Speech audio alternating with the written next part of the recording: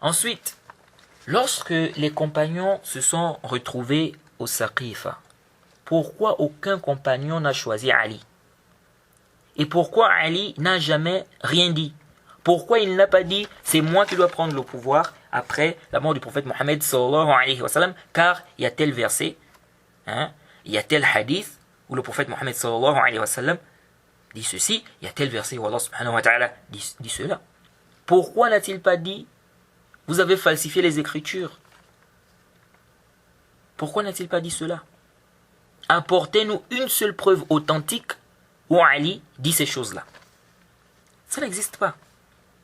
Et Ali a fait la bay'a à Abu Bakr. Comme c'est venu dans le Sahih.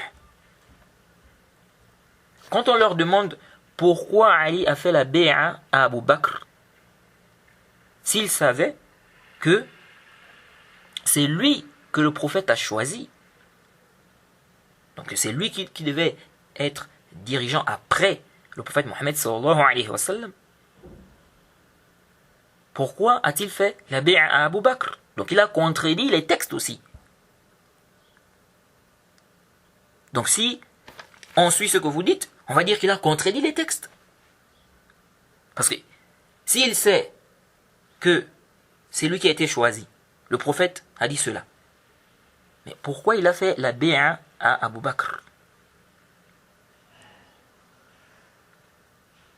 Qu'est-ce qu'ils disent? Ils disent il a fait la taqiyya. La hawla wa la quwwata illa billah. Vous voyez ça? Et ça, c'est une base chez les chiites. La taqiyya. C'est-à-dire qu'il va présenter le contraire de ce qu'il pense, par peur de quelque chose. Et il faut faire attention. C'est pourquoi il faut faire très très attention quand vous discutez avec les chiites. Et d'ailleurs, il ne faut même pas discuter avec eux, sauf vraiment quelqu'un qui est mutamakin et que vraiment il y a une nécessité. Alors faites attention. Faites attention. Ils mentent beaucoup en se cachant derrière cette histoire de taqiyya. Vous allez trouver certains dire moi je ne crois pas que le Coran est falsifié, je n'insulte pas les compagnons, je ne dénigre pas Abu Bakr et Omar. Or il ment. Naam, certains peuvent être véridiques, mais comme j'ai dit, ton avis personnel ne représente pas le mazhab. Quand on parle du mazhab des chiites, on ne regarde pas ton avis personnel. On regarde ce que les savants chiites disent. Ce qui est mentionné dans les livres de vos savants. Donc, certains peuvent être véridiques, mais beaucoup, ou bien il y a d'autres qui mentent. Et ils te disent qu'ils font. C'est-à-dire, ils font quoi? En fait, ils font la taqiyya. Donc, faites très attention.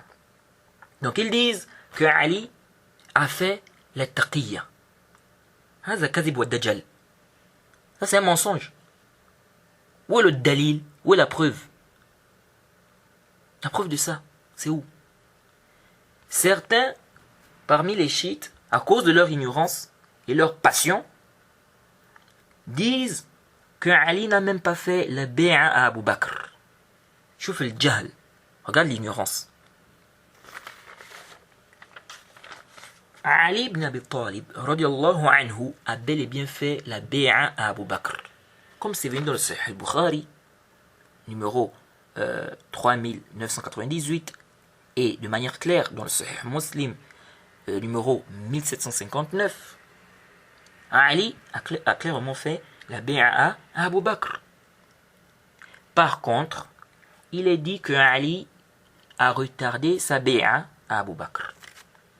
Bon, certains disent 6 mois, d'autres disent que c'était moins de 6 mois. Jade.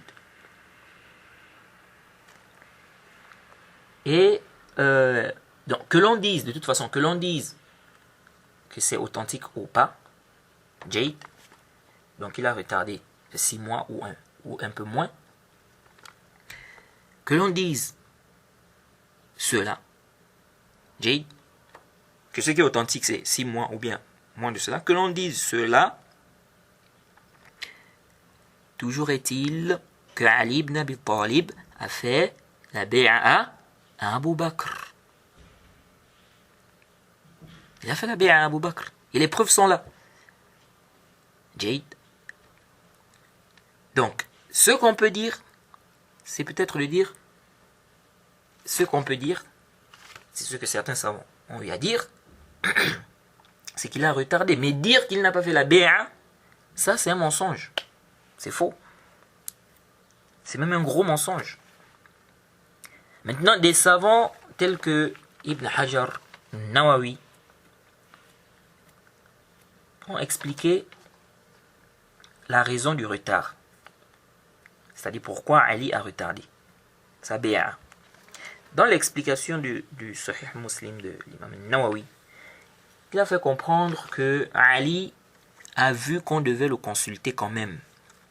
Lorsqu'ils se sont réunis, n'est-ce pas, donc, lorsque les compagnons se sont réunis pour parler de celui qui devait, n'est-ce pas, succéder au prophète Mohammed sallallahu alayhi wa sallam après sa mort. Donc ils ne l'ont pas consulté au départ. Donc par rapport à sa proximité, par rapport au prophète, etc., il fait partie de la famille du prophète Mohammed sallallahu alayhi wa sallam. Donc il voyait qu'on devait quand même le consulter. Il devait quand même être là pour une telle affaire. Donc à cause de ça, il avait un peu retardé. Mais après, il a bel et bien fait la bay'a, comme c'est venu dans le Sahih Muslim. Donc l'imam Nawawi fait comprendre que c'est pour cela qu'il a retardé. Or, les compagnons, leur excuse, c'est qu'ils ont vu qu'il fallait se précipiter. Il fallait se précipiter pour ça. Car le fait de retarder cela, ça pouvait causer plusieurs divergences, ça pouvait causer des maux. Et Ibn Hajar, lui, il a fait comprendre que Ali était occupé avec Fatima, car elle venait de perdre son père. Donc le prophète Mohammed sallallahu alayhi wa sallam. Et vous savez qu'il y a eu un problème entre Fatima et Abu Bakr concernant la question du mirath, de l'héritage. Oui. Fatima voulait hériter du prophète Mohammed sallallahu alayhi wa sallam et Abu Bakr faisait comprendre que le prophète a dit que les prophètes, on n'hérite pas d'eux. Donc il y a eu un petit problème entre Fatima et Abu Bakr. Donc Ali a vu qu'il fallait être avec Fatima dans sa rupture qu'elle a eu à faire. Jade. Sachant qu'elle venait de perdre son père. Donc elle avait besoin de soutien.